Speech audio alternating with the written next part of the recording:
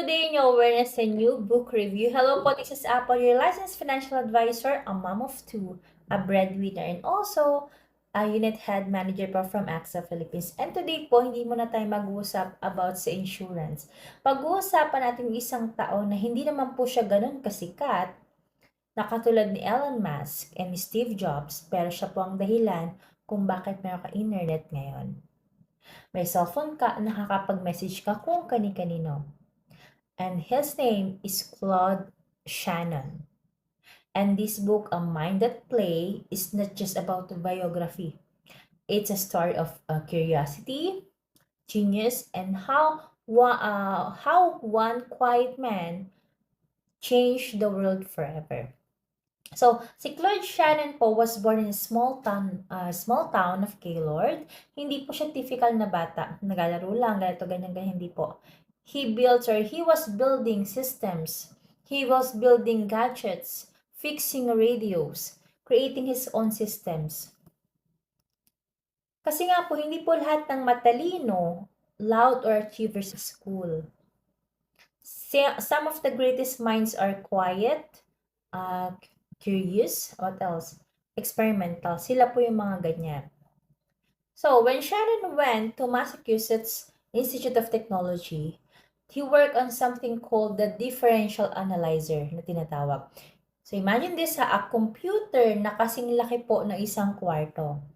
This is where Shannon made his first big discovery using the Boolean algebra circuits. So, he proved that machines can think using logic pala. So, this became the foundation of the computers, the digital systems, and also the programming. So, this is the biggest contribution po of Shannon. He asked simple question. Nagtatanong lang po siya, or how do we send information ba perfectly? Paano ba tayo makakakuha na information perfectly? Then, boom. He invented the information technology or the IT na tinatawag.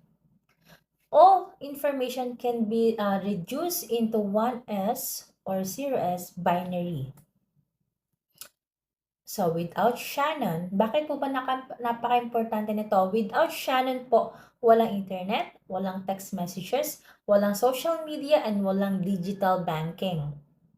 So, as a financial advisor, this is very powerful for us. The entire financial system today is digital na po. Lalo kami dito sa AXA, napaka-digital na po namin. It exists because of the Shannon's work. So, during the World War II, Shannon worked on military systems, should I say. He collaborated with ideas related to Alan Turing. So, nag-focus po siya sa cryptography or code breaking na tinatawag, secure communication, and he helped create also systems that protected sensitive military information. And this is where cybersecurity began. So, si Shannon lived in the time of Manhattan Project. While he was not directly building the bomb, he worked influence communication systems used during the war. So the lesson here is technology is neutral talaga. And it depends on how much or how humans use it, kung paano natin sila gagamitin. So si Claude Shannon po was not just serious. Hindi po siya ganun kaseryoso. He was very playful. But he created a juggling robot, no? A machine that solved mazes. A unicycle he rides in the hallway. So why is this very important po ba? Because creativity comes from play. Innovation comes from curiosity na tinatawag. No pressure at all, wala kang ibang iisipin, ganyan. So, si Shannon po, nag-explore pa siya. Sa chess naman, no? Sa chess, he asked, can machines play chess like humans? So, this became the foundation of artificial intelligence. So, kaya pala AI. So today, AI trading, meron na rin. AI chatbots also have. AI financial systems, meron na din po. All rooted in Shannon's thinking. Sa kanya po lahat, siya po lahat nag-isip. At MIT, Shannon po become a professor. Naging professor po si Shannon. But unlike others, unlike po na ibang teachers or professors, he did not chase fame. He did not chase money. He focused on ideas that mattered. Ideas that mattered, lesson, like especially for you as a leader and also a manager, kung sino man nanonood nito. So true success po kasi is not always loud.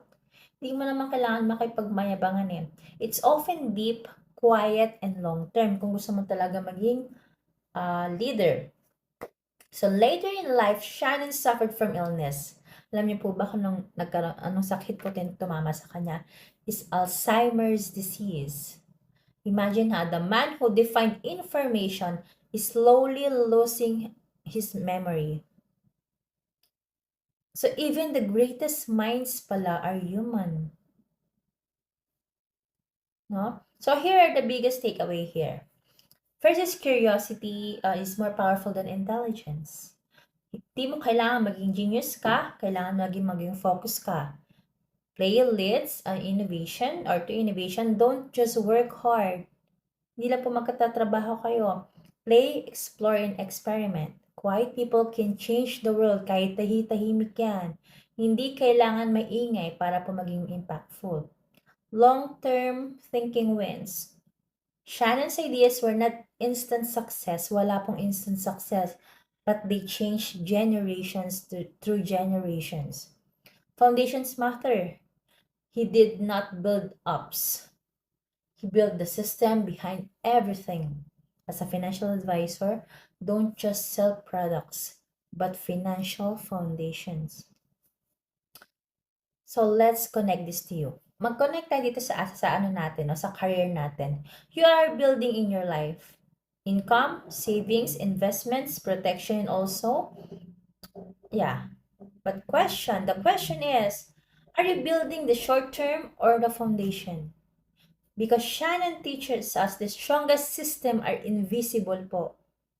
But they support everything. Just like the emergency fund, the insurance, and also the financial planning. So next time you send a message to other people, post on Facebook, post on social media accounts, transfer money online, remember this name, Claude Shannon. He invented the digital system. Because without him, walang digital world na tinatawag, no, sa buong mundo.